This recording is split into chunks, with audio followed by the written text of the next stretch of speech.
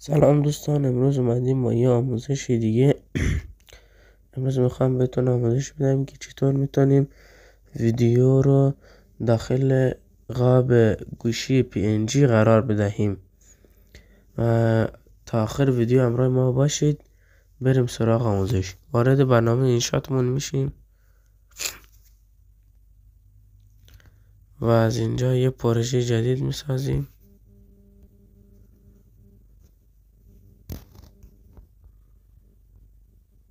از اینجا یه ویدیو من انتخاب میکنیم.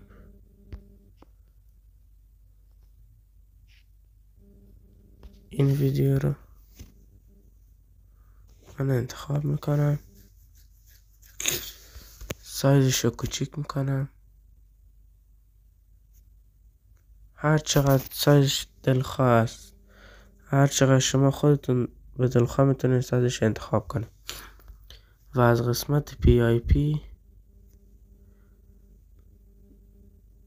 اون قابی که من دانلود کردم قبلا، من قاب دانلود کردم برش و شما میخواین قاب دانلود کنید، تو گوگل بزنید قاب گوشی PNG.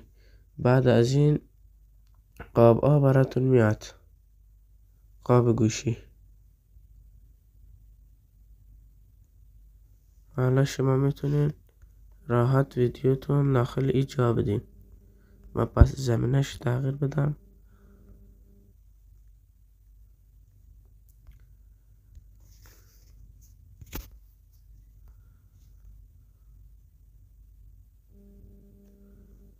راحت میتونین مثل این آموزش میتونین قابتون را ویدیوتون داخل قاب جا بدین مثل من.